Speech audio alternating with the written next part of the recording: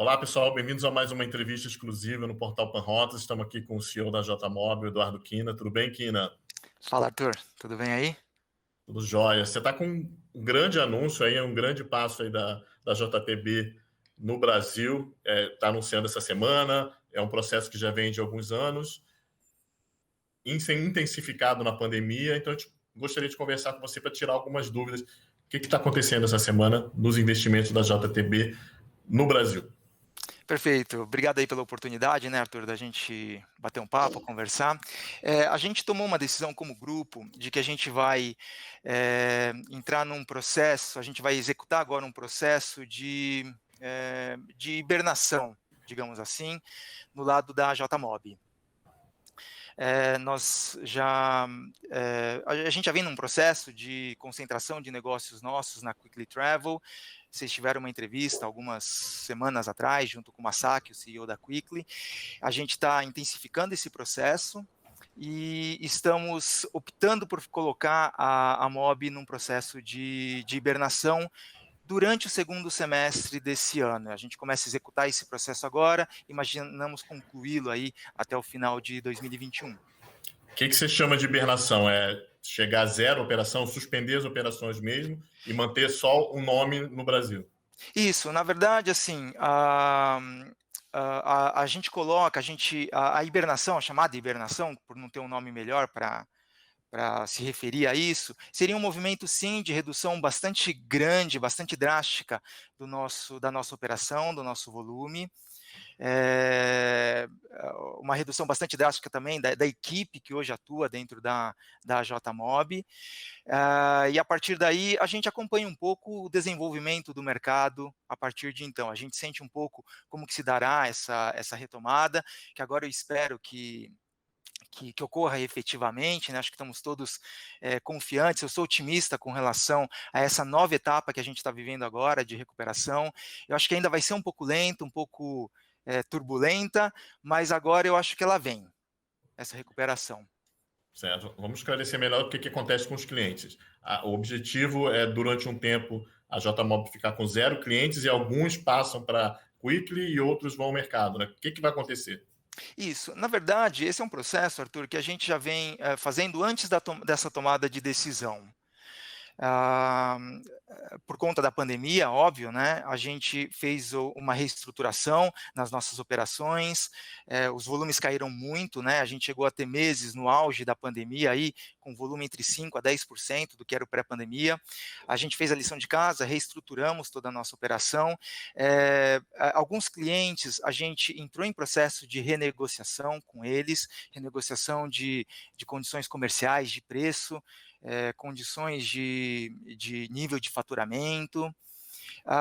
Durante esse processo, que ocorreu mais intensamente no final do ano passado e começo desse ano, a gente renegociou com alguns desses clientes eles já deixaram de atuar junto com a JMOB, e esses clientes que permaneceram com a gente nesse período agora, de 2021, alguns deles, por um casamento de estratégia, de interesses, a gente ofertou a eles a possibilidade de migrarem para a Quickly, né? Esse movimento, então, já tinha se iniciado há um certo tempo, e agora a gente intensifica esse processo a partir de agora. Quando eu conversei lá com os gestores da Quickly há algumas semanas, eles tinham falado que já tinham recebido 7 clientes. Uhum. Qual vai ser esse número total? Perfeito. É difícil dizer, né, Arthur, porque isso daí também depende um pouco do cliente ter interesse, né, de que as condições elas sejam aceitas, mas a gente não está imaginando que seja um volume muito alto de cliente, não. A gente está imaginando que a gente termine isso daí com algo entre 10 a 20 clientes que tenham sido originalmente migrados a partir da MOB.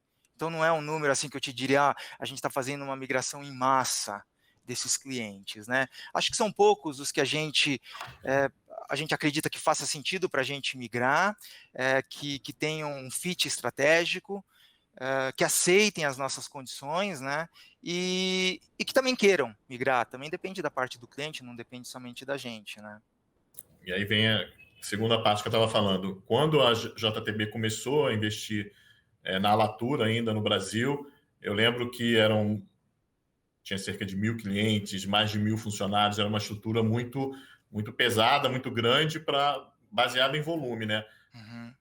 Analisando essa mexida agora, a gente pode olhar que a JTB meio que se decepcionou com o Brasil, comparando tanto os números e o momento da pandemia, é um passo atrás que a JTB está dando? Não, acho que em nenhum momento assim houve uma decepção com o mercado brasileiro. O mercado ainda continua muito relevante para qualquer padrão dentro da nossa indústria de viagens, né? Esse movimento de mudança daquela Latour que buscava muitos volumes, né? A quantidade de clientes, o volume de vendas que se tinha na época, para uma JMOB que estava prezando mais pela qualidade da receita, dentro de um ambiente que a JMOB tem que jogar sempre, que é um ambiente de compliance por conta das diretrizes que a gente tem dentro do grupo. Esse movimento é um movimento que se iniciou já há vários anos. Eu acho que talvez desde a minha chegada, esse movimento a gente já tinha iniciado, né? Até antes mesmo da minha chegada. Era um movimento que tinha um objetivo de buscar uma maior lucratividade, uma maior qualidade, um maior valor agregado no serviço que a gente prestava para os clientes. Então, eu diria que isso daí foi um processo, efetivamente. Não acho que foi um movimento que agora a gente executa. Acho que agora é um pedaço dessa história aí. Certo. E como é que é a relação com a JTB e a Quickly? Ela não é dona 100% da Quickly, né? Sim, ela não é dona, ela é uma joint venture que a gente tem, né? A JTB Américas, ela tem 51% da Quickly, os sócios fundadores têm os outros 49%, então, e permanece dessa maneira, uma joint Continua venture. assim. Continua assim. Certo. E o que acontece com os funcionários da JMOB? Os funcionários sempre foi uma preocupação bastante grande nossa, né? Agora, nesse processo de hibernação, nós tomamos a decisão de reduzir essa equipe drasticamente. A gente vai ficar com poucos colaboradores relacionados a algumas tarefas administrativas somente, né? Os nossos colaboradores já estão informados disso daí. Mas durante todo o processo, assim, posso dizer, desde o começo da pandemia, a gente baseou as nossas ações, Arthur, em 3 grandes pilares.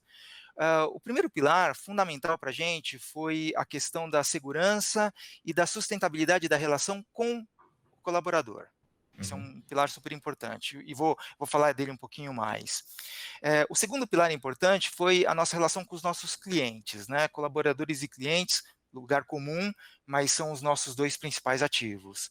Nos preocupamos com essa relação com os clientes e também a gente se preocupou com a geração e a preservação do caixa, né? Esses mesmos pilares, é um pouco da nossa cultura, a gente também se baseia neles agora para a execução desse processo de hibernação. Colaboradores, né? Quando a gente começou a pandemia, nossa primeira preocupação foi deixar todo mundo seguro, né? Talvez a gente tenha sido uma das empresas que mais rápido entrou no processo de home office. Eu acho que num período aí de 3 semanas, a gente colocou 100% da nossa estrutura em home office. A gente já tinha 10% do nosso grupo que já trabalhava em home office antes da pandemia, então a gente já tinha estrutura VoIP, a gente já tinha VPNs contratadas, então ficou relativamente fácil, acho que em umas 3 semanas a gente migrou todo mundo para home office. E a gente se preocupou muito também com a questão da sustentabilidade da relação desses colaboradores no que diz respeito a salário, né? Você deve se lembrar bem, né? Passado alguns meses do início da pandemia, a indústria teve a possibilidade de aderir àquele plano de redução de salário com redução de jornada, né? Nós optamos por não fazer esse processo de redução. Eu acho que por 2 motivos.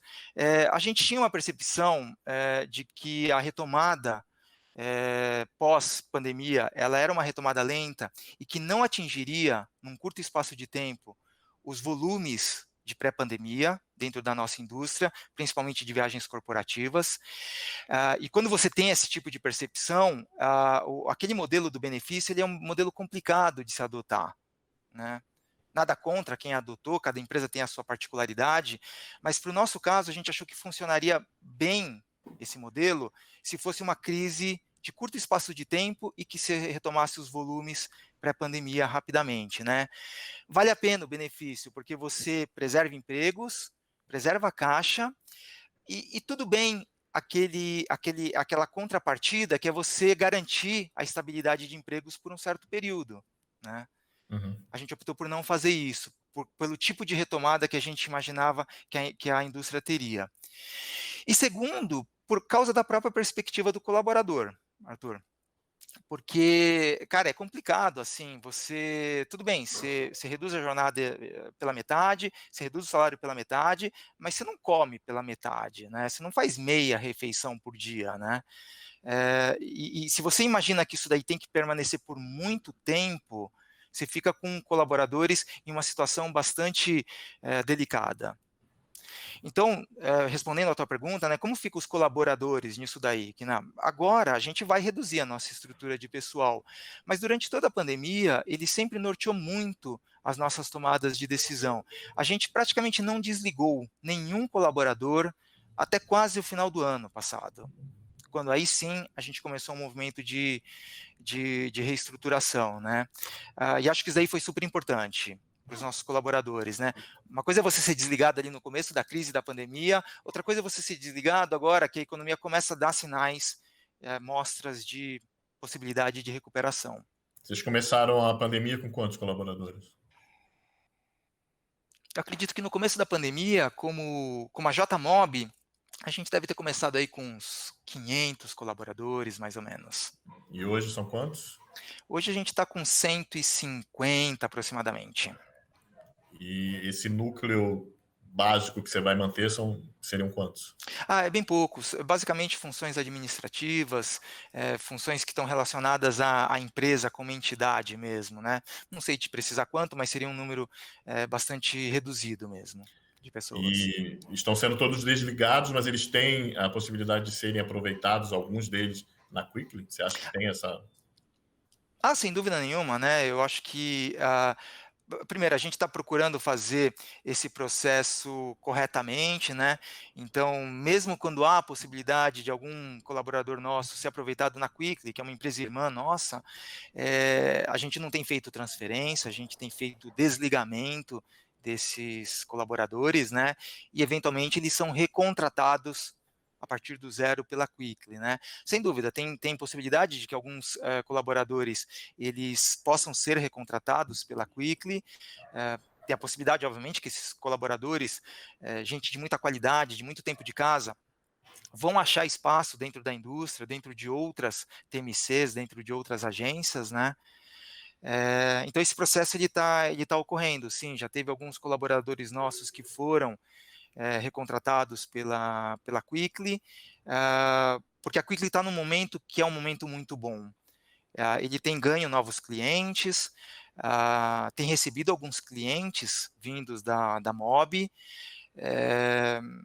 Nós estamos ainda num trabalho intenso de Olimpíada, né? Para muita gente, as pessoas acham que a Olimpíada acabou, mas a gente está com um trabalho enorme de Olimpíada, porque foram fechadas, né, foi fechada a participação de estrangeiros na Olimpíada no Japão, mas a gente está fazendo toda a operação dos comitês olímpicos, dos atletas, né? Lá no Japão, a atividade também está bastante intensa, porque o público interno pode participar do evento, né? Então, a Quickly está num momento muito bom, então tem tido muita demanda de pessoas de qualidade para desenvolver esse trabalho. A gente comentou do momento que a JTB começou a investir na Latour, tinha um modelo, né? E esse modelo você foi transformando, buscando mais uma qualidade aí das transações, do relacionamento com o cliente. E aí veio a pandemia e a gente está nessa retomada lenta que você comentou. Isso pesou na decisão aí do modelo que vocês tinham, que dependia muito de volume, da retomada ser lenta? O cenário todo aí pesou na decisão? Totalmente. Tanto é que, assim, no pré-pandemia, né, a gente entrou bem capitalizado, na crise, porque a Uhum. gente tinha feito uma capitalização na MOB, né? Quando a gente tomou a decisão de fazer a migração da antiga J para a JMOB, né? A gente capitalizou a empresa e a gente desenvolveu um plano futuro, né? De, de desenvolvimento do grupo aqui no Brasil. É, com a chegada da pandemia, a nossa perspectiva de volume, dentro dos nossos cenários, ela ficou afetada. Né? Então, a pandemia, com certeza, ela contribuiu para que a gente viesse a tomar essa decisão e que afetou não somente o Brasil, como afetou as outras empresas do nosso grupo, como afetou a indústria como um todo, né?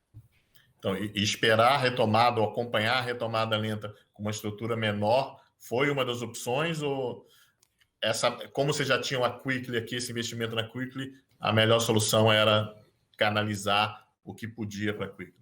Foi uma opção, né? Até eu acredito que o começo desse ano a gente estava trabalhando intensamente para se posicionar adequadamente na retomada, como a JMOB e como Quickly, né? Uhum. A gente estava trabalhando com esse cenário, mas o ritmo que tem se mostrado essa retomada dentro da indústria de viagens corporativas é um ritmo mais lento ainda do que o que a gente gostaria ou do que a gente esperaria que fosse.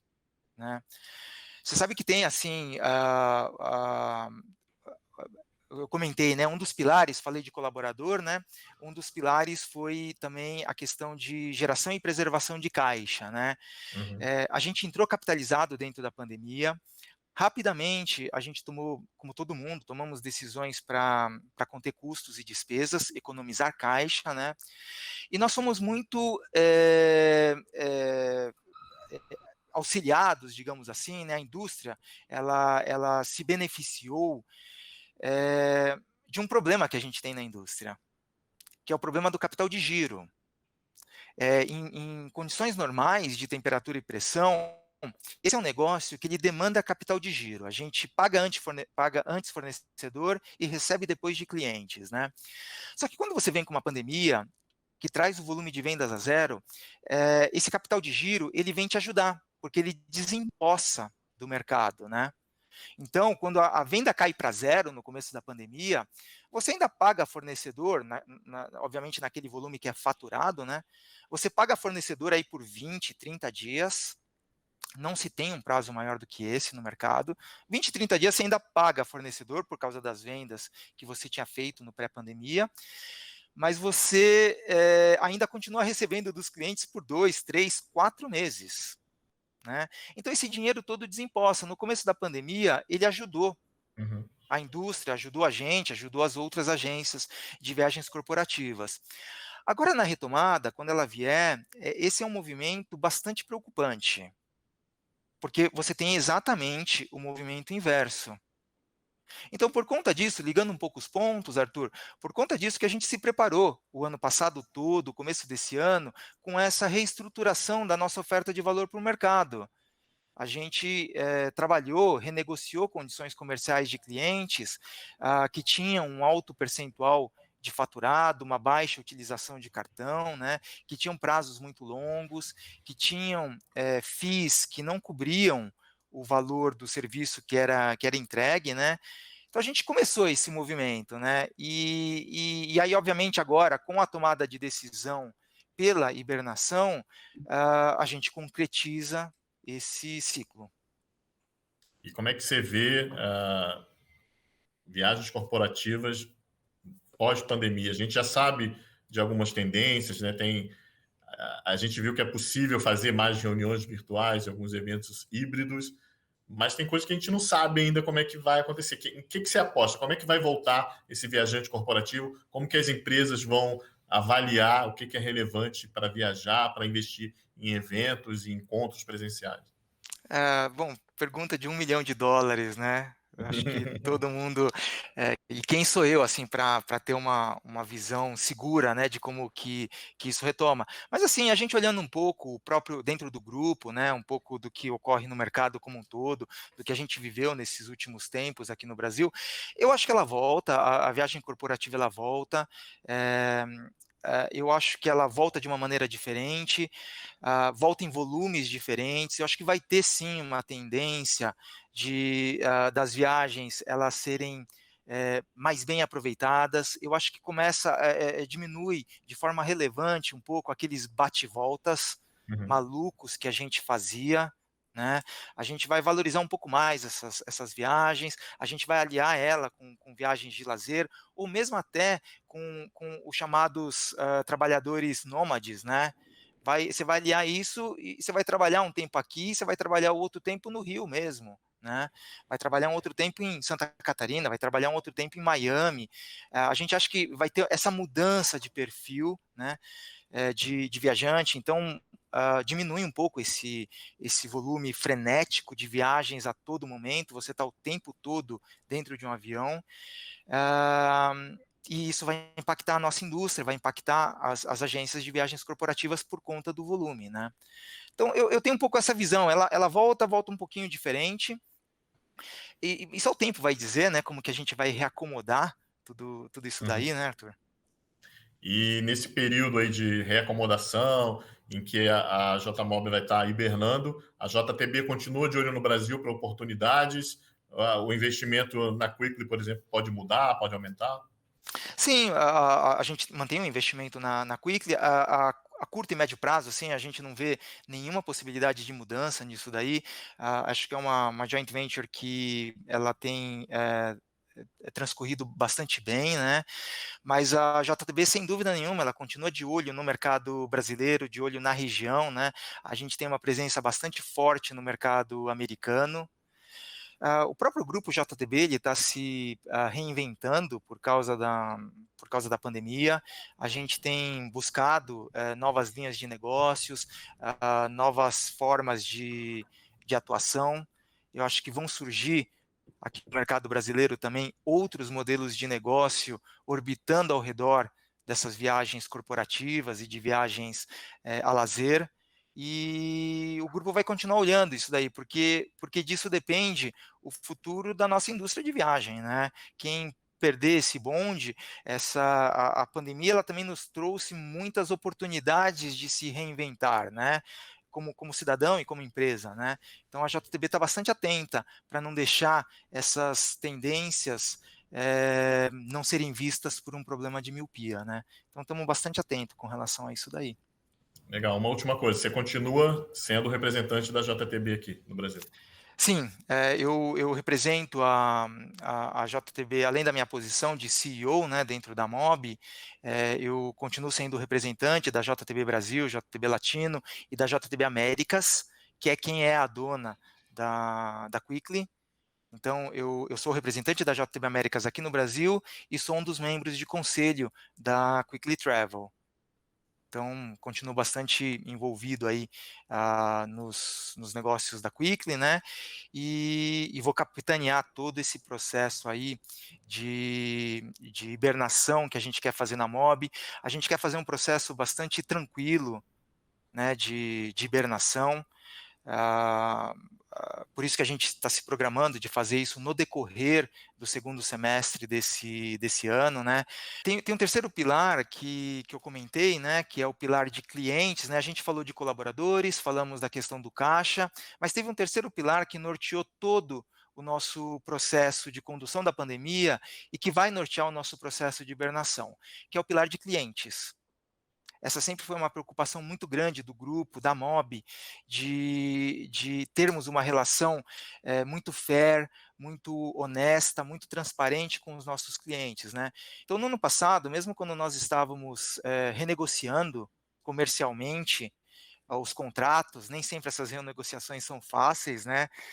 A gente está pedindo alguma coisa, o cliente algumas vezes quer dar, não quer dar uma determinada condição, mas mesmo quando a gente não chegou num bom termo comercial e a gente optou pela rescisão, a gente fez essa rescisão da maneira mais tranquila possível, né.